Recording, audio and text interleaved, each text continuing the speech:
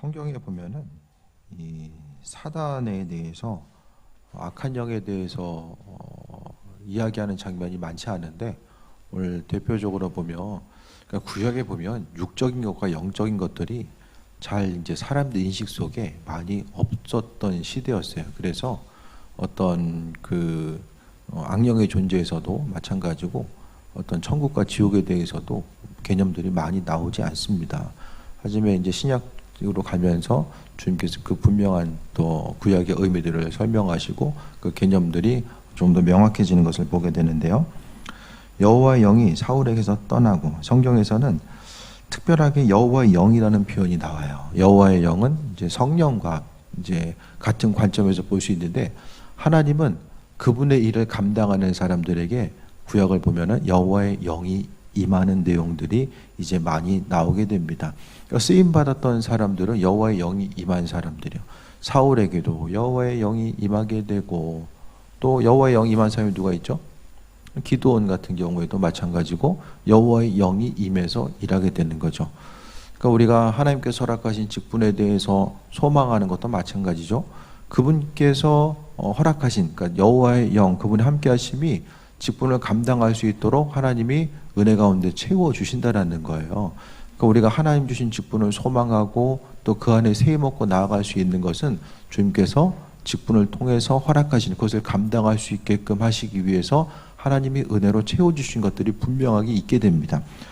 구약에서의 여호와의 영은 사명을 감당할 때까지 있다가 또 사라지기도 하고 또 계속해서 임하기도 하는 내용들을 보게 되는데 중요한 것은 여호와의 영이 함께 했을 때 사로잡혔을 때에 그 하나님의 사랑 가운데 세임 얻고 모든 일들을 또 감당할 수 있게 됨을 이야기합니다.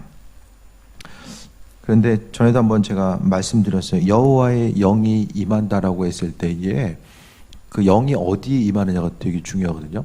사울하고 기드온도 그렇고 여호와의 영이 임했다라고 했을 때에 그 영이 머리로 임한 사람은 말년이 다 안 좋아요. 기드온도 마지막에 안 좋잖아요. 또 여기 나와 있는 사울도 안 좋고 또 다른 사람도 보면은 여호와의 영이 머리로 임했다라는 내용이 있는 사람들은 안 좋아요. 근데 다윗처럼 여호와의 영이 마음속 깊은 곳으로 임한 사람은 마지막까지 하나님의 은혜 가운데 나아가는 모습을 보게 돼요. 제가 작년인가요? 그 학교에서 좀 교수님 한 분이 이제 그걸 여호와의 영을 연구해서 이제 독일에서 공부하시고 그걸 이제 밝혀낸 거예요. 여호와의 영이 임한 거에 따라서. 그러니까 하나님의 말씀, 성령이 임하신 것 자체가 마음속 깊이 임하시고 또 그것을 통해서 앞으로 나아가는 그 삶의 모습 가운데 우리가 더욱더 풍성함을 누릴 수 있게 됩니다. 성경 보니까 성경 내용 가운데서 정말 불쌍한 사람 중에 한 명이 이제 사울이죠. 신약에서 보면 불쌍한 사람 누가 있죠? 많죠. 제일 불쌍한 사람 사도 바울? 그 여러 사람들이 있지만은 그 아나니아와 삽비라 보면은 그 당시에 사람들이 물건을 재물을 팔아다가 밭을 팔고 지우를 팔아가지고 사람들 앞에 이제 사도의 발 앞에 갖다 두게 돼요. 가서 이제 나누기 위해서. 근데 물 팔아가지고 가져왔다가 이제 죽잖아요. 네, 줄초상이 납니다. 근데 그걸 누가 시킨 게 아니었어요. 뭐 팔아서 뭐 해라고 시킨 게 아닌데 분위기에 휩쓸려 가다가 초기에 그 성령의 인도하심 가운데 있는 그 시기, 폭발적인 교회 성장이 있는 그 시기, 거기에 이제 인간적인 생각과 관점 가지고 움직이다가 근데 우리 생각하면 참 안타깝지 않아요. 나름대로 좀 해보려고 하다가 욕심이 들여가지고 못했는데 성경 보면 참 안타까운 사람들이 많은데 구약에 보면 제일 안타까운 사람이 전 사울 같아요. 이스라엘의 첫 번째 왕.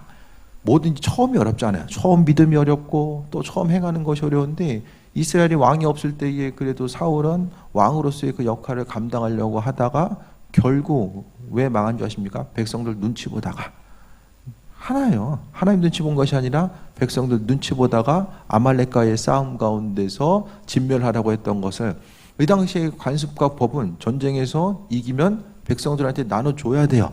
근데 하나님 있던 거 다 없애라고 하잖아요. 중간에 애매한 거는 이제 왕만 애매한 거죠.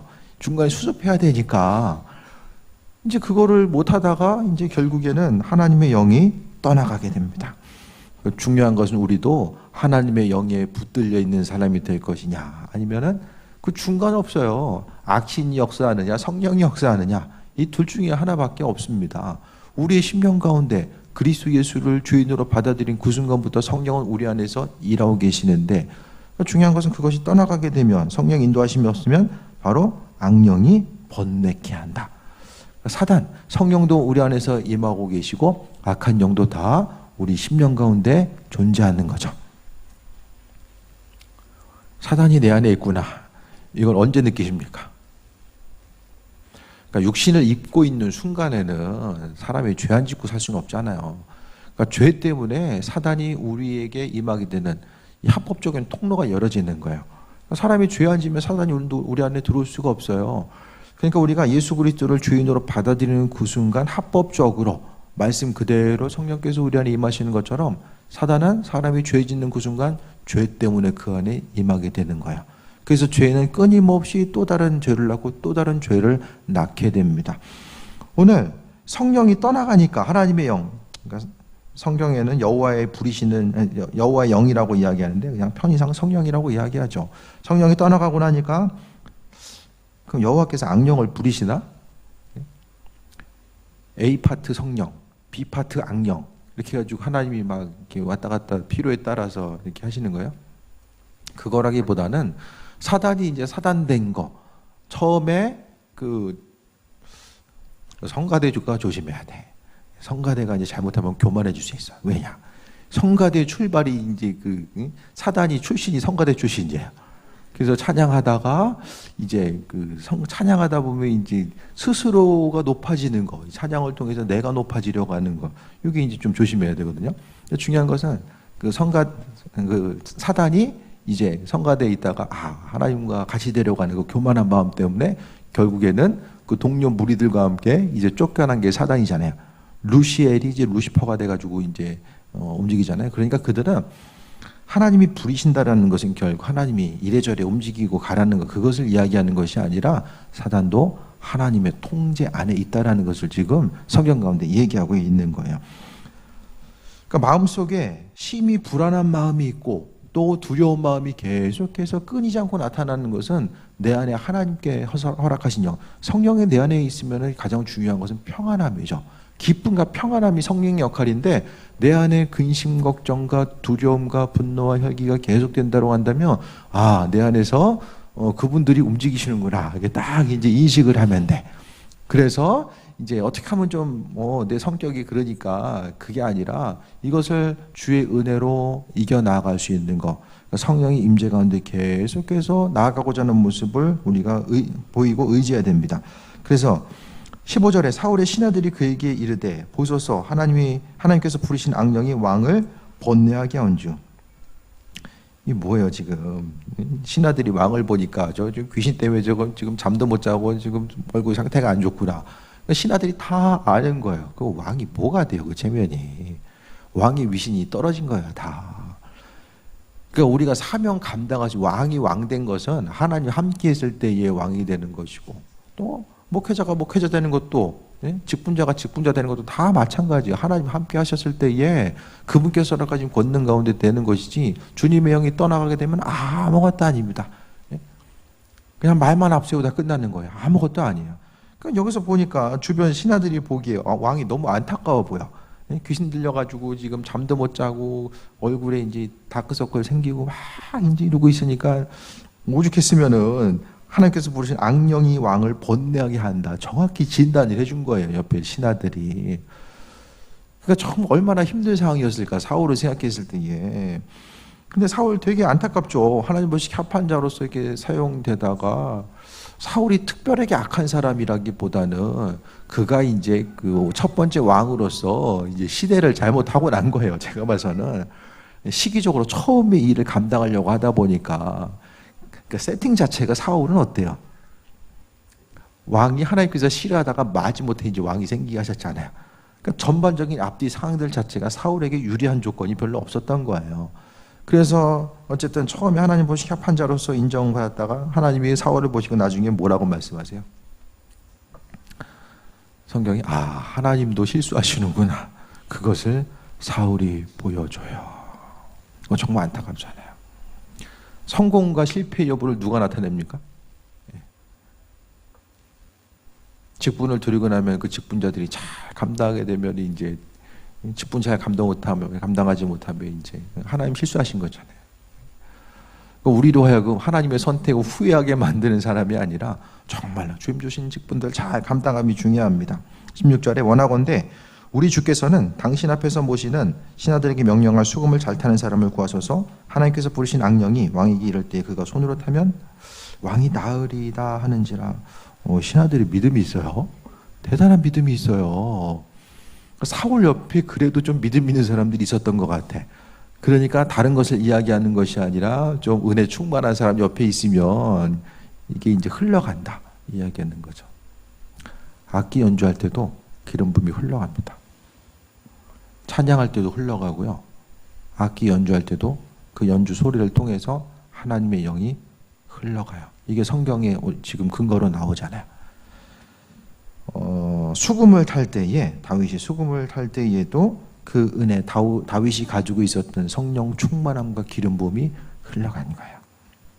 찬양할 때도 뭐 이렇게 매주 이렇게 찬양하고 하다 보니까 이제 예배 전 찬양도 그렇고 뭐 수요일날 금요일날 찬양하는 것도 그렇고 찬양 시간이 왜 중요하냐면 그 찬양 시간에 전심을 다해서 마음을 쏟다 보면 그것을 통해서 내 안에 있는 영이 하나님을 찬양하고 마음의 심령이 주님을 향한 그 갈급함이 표현됨으로 인하여서 말씀이 들려지고 기도가 더 힘을 얻고 나아가는 이런 것들 이야기하는 거예요. 그래서 어떤 영적으로 민감하다 보면 그 악기 소리를 통해서도 그렇고 찬양 소리를 통해서도 그렇고 그 사람의 이제 영적 상태 그런 것들이 이제 그런 겉으로 드러나는 것을 통해서도 내면에 있는 것들이 이제 파악이 된다라는 거예요. 그랬을 때 17절에 사울이 신하에게 이르되 나를 위하여 잘 타는 사람을 구하여 내게로 데려오라 하니라고 합니다. 사울도 방법이 없는 거예요. 이제는 스스로는 해결받을 수가 없는 상태. 그러니까 누군가가 이걸 통해 볼 수 있는 것은 영적으로 힘들고 지쳐 있을 때는 누군가가 또 도움을 주고 받을 수 있는 이 관계성이 되어야 됩니다. 내가 영적으로 힘들었을 때는 그래도 누군가가 좀 정신 차리고 있는 사람이 있으면 함께 또 위로해주고 겉면에서 싹 이제 앞을 향해 나아갈 수 있는데 나도 힘들고 옆에 사람도 힘들고 그러면 더 힘들어. 곱하기 해가지고 더 힘들어져요. 그게 아니라 그래도 교회 가운데서는 그래도 누군가 힘들면 주변 돌아보면 누군가 또 은혜 가운데 나아가는 사람들이 있는 거예요.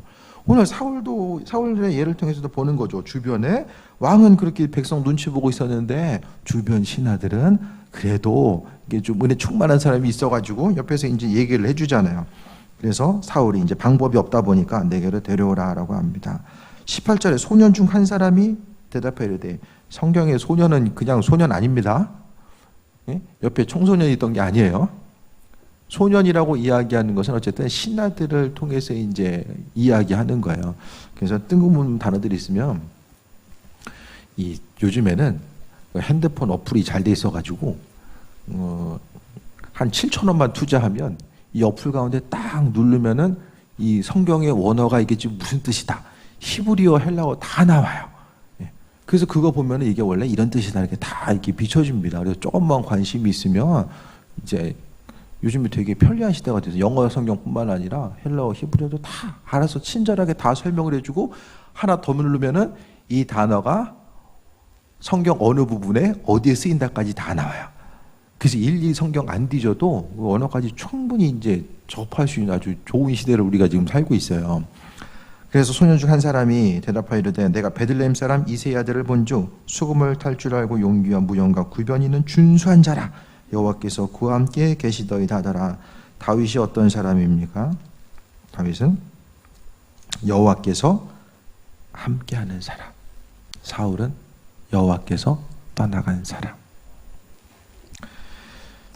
제일 불쌍한 사람은 애들이 속썩이는 집도 아니고 돈이 없는 집도 아니고 건강이 문제 있는 집도 아니고 여호와의 영이 떠나간 사람이 제일 불쌍한 사람이야. 아무리 기도해도 주님의 은혜와 임재하심을 경험할 수 없고 기도해도 하나님께서 고개를 돌리심으로 인해서 듣지를 않으시고 날마다 기도해도 혼자 있는 것 같고 또 벽을 향해서 외치는 것 같은.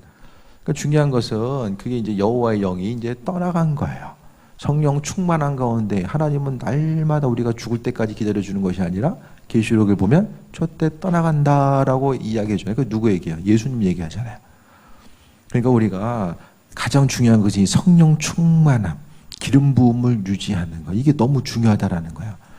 그러니까 이게 꾸준히 쭉 가다 보면은 기름 부음이 있고 계속해서 앞으로 이제 가게 되는데 하다 말다 하면 어떻게 됩니까?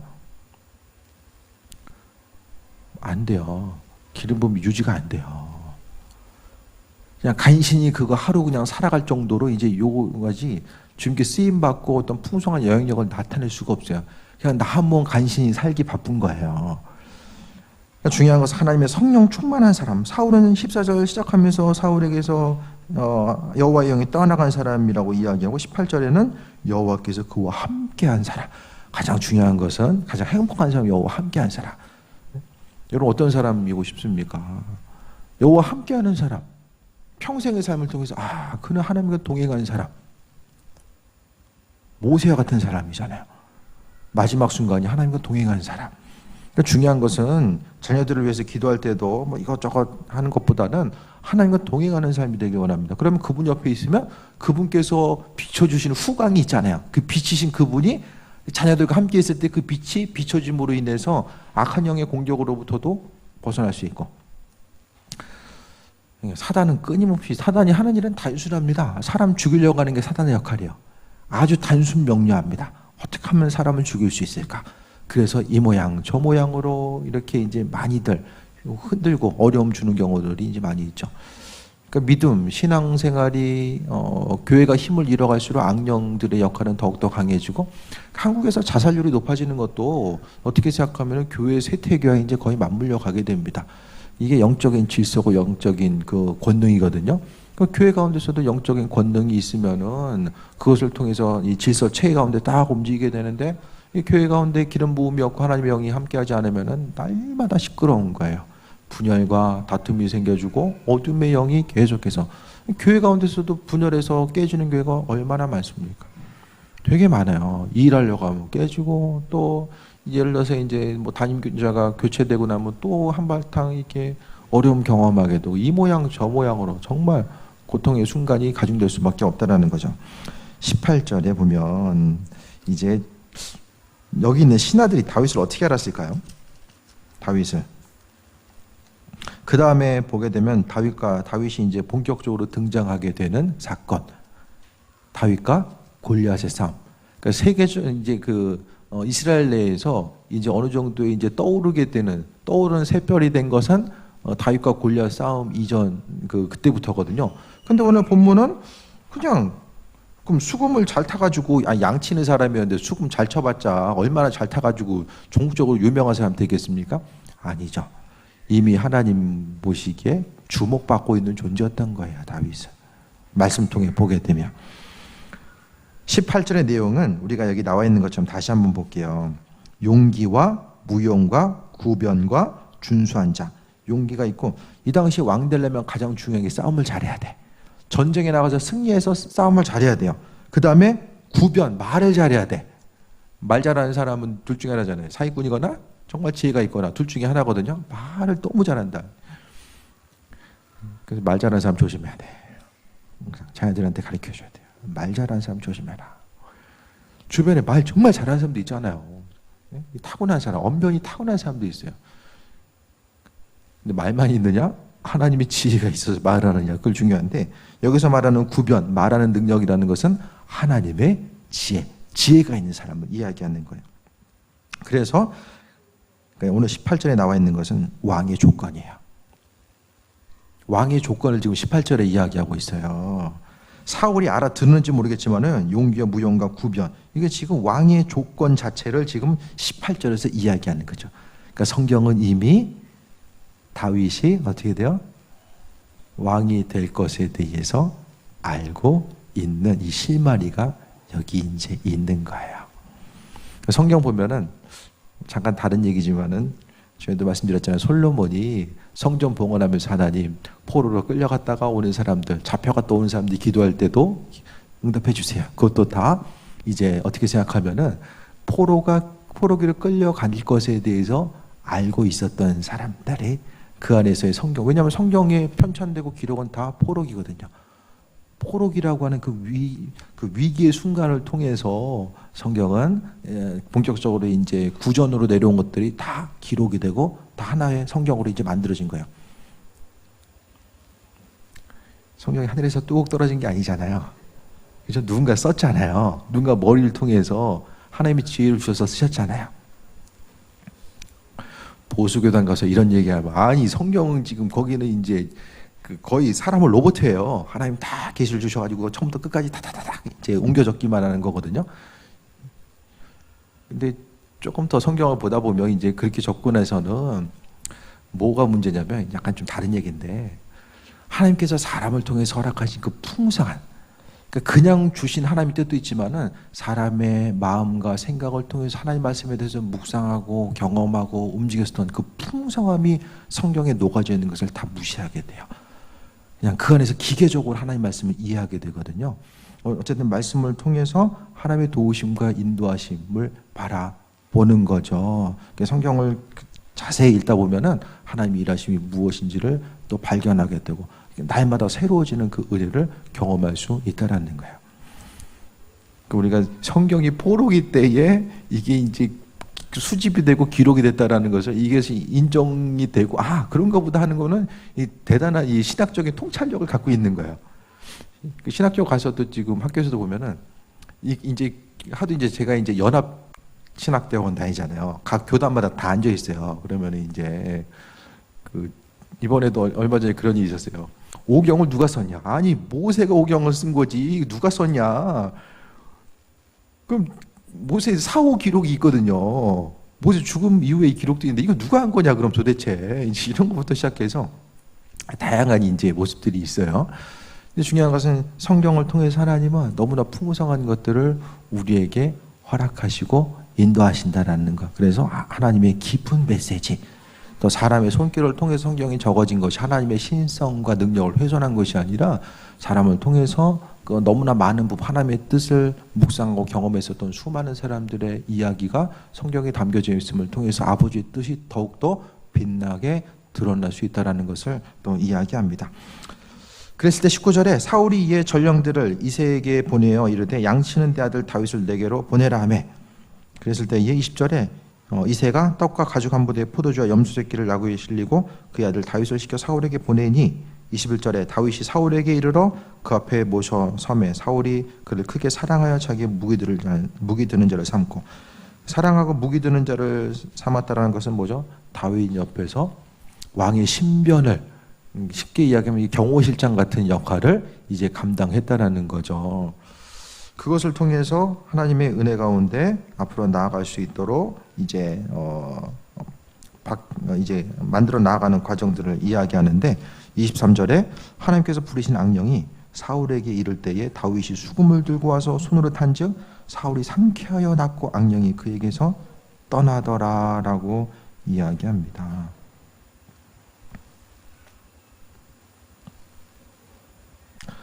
하나님의 은혜가 있으면 이 기름 부으심이 흘러가요. 싹 흘러가요. 오늘 다윗이 수금을 탔다라는 것 자체는 그가 이제 뭐 수금 타가지고 이게 악령이 떠난 것이 아니라 아마 찬양했어도 떠나갔을 것이고 옆에서 기도를 해줘도 떠나갔을 것이고 함께 대화를 하다가도 떠나갔을 거예요. 수금이라는 것은 하나의 상징적인 의미성이죠.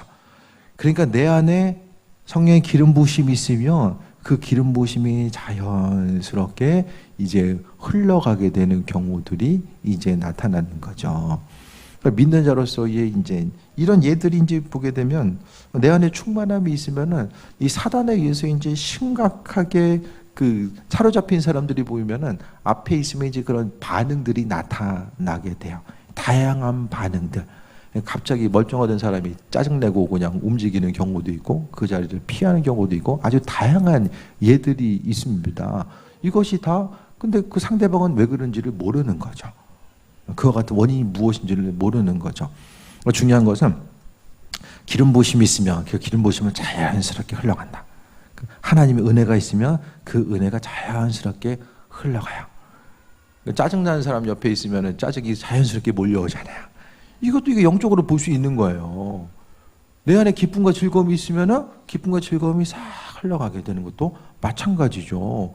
이게 눈에 보이는 것만 바라보는 것이 아니라 영적으로 해석했을 때에 아니 수금 타는 거하고 사울이 지금 상쾌하고 악령이 떠나간 거 이걸 느낄 정도잖아요. 갑자기 머리가 맑아지고 기분이 좋아지고 상쾌해지는 이거. 사단이 누르고 있으면 머리도 무거울 때가 있고 또 이제 여러 가지 현상들, 그러니까 불안함과 초조함과 다양한 현상들이 눌려 있을 때 나타나는 현상들이 있잖아요. 여러분도 내가 요즘 찬바람 보니까 체력이 떨어졌나 보다. 이 단순하게 생각할 것이 아니라 물론 실제적으로 체력 떨어질 수도 있지만은 내 심령이 지금 눌리고 있는 거 아닌가. 왜냐면은 뭔가 좀 해보려고 하면 눌리거든요. 많은 경우에 있어서. 믿지 않는 사람들이 뭐 날마다 눌려서 합니까? 아닌 경우도 많이 있잖아요. 주의 은혜 가운데 인도하심마다 살려고 하면은 계속해서 이제 사단은 그때부터 이제 방해하기 시작하죠. 그러니까 눌리는 거예요. 뭐 좀 해보려고 하면 아무것도 안 하려면 눌릴 것도 없고 그냥 뭐 누르려고 해도 잘 느끼지도 못해요. 근데 주의 은혜 가운데 살아가려고 하다 보면 조금 더 교회 가운데 기름 부으심에 대해서 간구하고 또 소망과 비전을 가지고 나가려고 하면은 사단은 계속해서 거기에 집중해서 하지 못하게 하는 일들을 감당하는 거죠. 그러니까 우리는 무엇을 하려고 했을 때에 또 부흥회를 준비하거나 또 주님의 일하심이 또 가정 가운데 이루어질 것에 대해서 소망하면 소망할수록 하나님의 능력도 있지만 항상 준비해야 될 게 뭐냐? 사단의 공격이 어느 방향으로 어떻게 올지를 준비하고 있어야 돼요. 그래서 깨어서 내 안에 기름 부으심이 충만한 거, 결국 그리스도 예수 그분이 내 안에서 주인 되셔서 충만함으로 존재하는 것을 이야기하거든요. 그렇게 하다 보면은 얼마든지 능히 감당하고 나아갈 수 있습니다. 그러니까 가정 가운데서 누군가는 이렇게 깨어 있어야 돼요. 네? 옆 사람 눌리고 있는데 나도 같이 눌려가지고 그럼 뭐 합니까? 내 안에 악한 영과 그 사람 안에 악한 영이 계속해서 머리 터지게 싸우는 거예요. 맨날 싸워. 계속 싸우는 거예요. 시간 지나고 나면 왜 싸운지도 몰라요. 그런 경우들이 너무나 많이 있습니다. 시간 지나고 나면 이거 아무것도 아닌데 내가 왜 이렇게 그렇게까지 했지? 여러분 스스로를 이해하지 못할 때 없으십니까? 그런 것도 저는 좀 눌리는 것 중에 하나가 아닐까 생각을 해요. 다윗이 수금을 타고 탔을 때에 사울이 상쾌해서 낳고 왔다라는 거, 이게 이제 우리가 해야 될 역할이죠. 주변을 향해서 눌려있는 사람을 향해서 기도해주고 찬양으로서 함께 했을 때 이게 그들의 마음속에 상쾌해지는 것뿐만 아니라 변화되는 것, 환경이 변화되는 것을 경험하게 되는 거죠. 교회 와서는 축원하고 기도하고 기름 부으심 받고 세상에 나가서는 그 기름 부으심을 전달하고자 했을 때에 그게 전도인 거예요. 말로만 해서는 전도가 아니라 그러니까 구체적으로 성령께서 이렇게 일하시는구나, 이 방향으로 이렇게 일하시는구나, 그것에 대해서 우리가 구체적으로 증거하고 나타날 수 있는 거예요. 마지막 때가 될수록 성령은 분명하게 우리의 삶의 여정 가운데 그분이 행하심에 대해서 발견할 수 있도록 일하시는 거예요. 그러니까 주변을 향해서도 선포기도 하고 계속해서 선포기도 하고 맞서서 싸우는 것이 아니라 마음속에서 계속해서 하나님 일해 주시고 성령의 기름 부으심 흘러가기 원합니다. 그게 되기 위해서는 어떻게 해야 되죠? 평소에 기도 안 하다가 성령님 일하셔서 그럼 이제 어떻게 됩니까? 역으로 싹 이제 몸으로 받는 거죠. 오히려 반대로 눌리는 거죠. 예수님의 이름이 주문이 아니잖아요. 그분에 대한 신뢰함과 인도하심. 그러니까 결국 능력은 어디서 오냐? 주님과의 친밀함으로부터 오는 거예요. 왜냐하면 그분의 능력이 주체이기 때문에. 사람이 죽어라고 기도 많이 해서 내가 능력 받아가지고 영적으로 충만해지고 이거 다 속는 거예요. 다. 내가 뭘 했기 때문에 영적으로 능력 받는데 충만해져가지고 그러면은 사람이 잠도 자야 되고 먹기도 해야 되고 해야 될 일이 많잖아요. 24시간 기도만 하고 있어요. 사단은 먹지도 않고 자지도 않잖아요. 맨날 전문 분야가 이 사람 공격하는 건데 그 능력 받아가지고 사단과 싸우려면은 그 다음 싸움하고 다음 싸움하고 계속하면 어떻게 됩니까? 수명이 한계가 있잖아요. 할 수가 없어요. 그 모든 영적인 싸움을 감당할 수 있는 것들은 주님만 하시거든요. 그러니까 결국 주님과의 친밀함 자체가 능력이에요, 능력. 그러니까 패러다임 자체를 바꿔야 돼요. 오늘 다윗이 이렇게 하나님이 함께하는 것, 그러니까 성경에 보더라도 하나님이 다윗과 함께했다라는 것, 그 친밀함이 다윗에게 능력이 되어서 그 능력이 싹 흘러가다 보니까 선한 영향력을 나타낼 수 있는 거예요. 여러분이 가는 곳에 분쟁과 다툼이 사라져야 됩니다. 예? 가는 데마다 이제 묶여 있는 것들이 더 묶이면은 내 안에 내 정체성을 좀 의심해 봐야 돼요. 우리 심령 가운데 그리스도 여기 있으면 묶는 것이 풀려져야죠. 그 역할들. 그냥 내가 어디 가나 있으나 없으나 똑같다. 그 단체, 그 모임, 내가 속해 있는 그것이 똑같아. 있으나 없으나. 심지어 시간 지난 다음에 너도 교회 다녔어? 이런 소리 듣고 있으면은 정말 힘들어지는 거예요. 삶을 통해서 주님이 나와 함께함을 통해서 자연스럽게 기름 부음이 흘러가다 보면 그것이 바로 능력인 거야. 그래서 우리는 기도하고 말씀을 통해서도 주님과 나의마다 친밀한 관계성 가운데 있다 보면은 그분이 모든 것들을 감당할 수 있는 은혜 허락하시고 인도하시는 거예요. 성경 보면은 하나님만이 해가실 수 있는 일들을 자연스럽게 나타내는 거예요. 그러니까 믿지 않는 사람들이 믿는 사람들 우습게 볼 것이 아니라 그 안에 있는 뭔가 다른 거, 하나님의 능력이 있다라는 사실을 우리가 비출 수 있다라는 거죠. 그 능력은 어디서 오냐? 기도와 말씀을 통해 주님과의 친밀함으로부터 와요. 그것이 없으면은 그냥 교회 다니는 사람이나 안 다니는 사람이나 목회자나 평신도나 다 그냥 똑같이 사람이죠. 그냥 그거 외에는 뭐 있습니까? 아무것도 없는 거죠. 하지만 주님의 영이 함께 했을 때에 그 한마디의 고백, 지난주에 말씀드렸던 것처럼 베드로의 예수 그리스도 이름을 통해서 질병이 치유되는 이 역사들, 회복의 역사, 능력의 역사들이 나타나는 거죠. 그러니까 믿는 사람들은 능력이 없으면, 교회 공동체도 능력 없으면 무너집니다. 오래 갈 수가 없어요. 앞으로의 모습 가운데서 가정에서도 자녀들이 부모님 말씀, 영적인 능력이 있어야지 말씀에 순종합니다. 그 능력 없으면 따라오지 않아요. 우리 부모님이 이렇게 말씀하시면 그만한 이유가 있겠지. 그 신뢰성이 없으면은 아유 우리 엄마 또 저러네. 이거 돼버리면 이제 정말 어려워지는 거죠. 믿는 자로서 우리들 오늘 본문 가운데서 다윗은 수금을 타고 또 그것을 통해서 사울이 상쾌하게 되는 것, 주변에 눌려있는 사람, 골치 아픈 문제로 힘들어하는 사람들이 얼마나 많이 있습니까? 그들의 마음을 상쾌해 줄 수 있는 것은 바로 여러분이 그리스도의 영으로 충만하게 채워진 그것이 아니면은 아무것도 할 수 없어요. 이 말로 해가지고 이제, 저는 기독교 상담하시는 분들, 또 상담 역할하는 분들 제일 존경해요. 이거 말해가지고 사람 변화시키고 환경 변화시킨다는 게 보통 일이 아니거든요. 정말. 그걸 통해서 어떤 그 변화도 나타나긴 하지만 이 근본적인 변화는 상당히 어렵습니다. 하지만은 성령께서 정말 오래 걸린 그 일들을 성령께서 그 마음 움직이심을 통해서 자연스럽게 해결하시고 함께 하심을 우리가 또 경험할 수 있게 됩니다.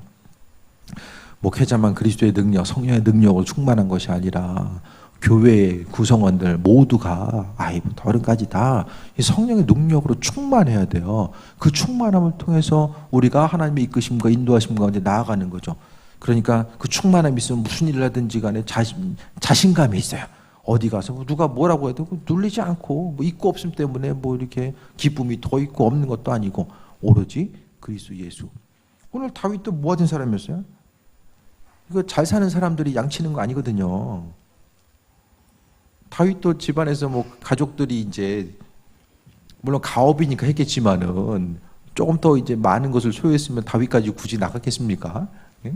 뭐 사람 써가지고 뭐 했겠죠. 은혜 가운데 충만한 사람.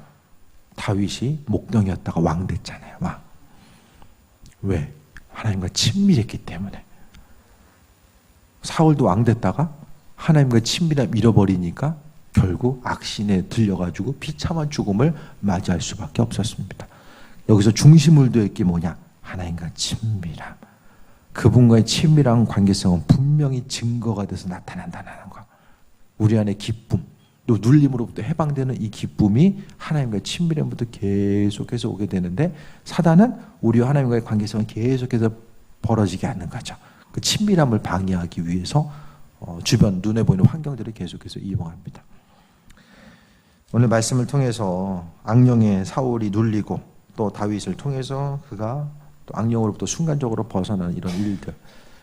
여기 있는 악령들은 지금 뭐하고 있을까요? 사단을 괴롭혔던, 사울을 괴롭혔던 이 악령들은 지금 어디서 뭐하고 있을까? 어디 휴가 가진 않았을 거예요. 성경에 사단이 마지막에 무적행에 끝이 보이지 않는 그 지옥에 묻히는데 아직은 때가 아니죠.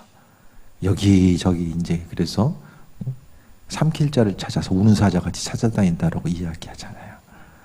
사단은 우리 옆에서 항상 우리를 주목하고 있어요. 눈을 크게 뜨고 어디 틈을 노려야 된다. 계속해서 보고 있어요.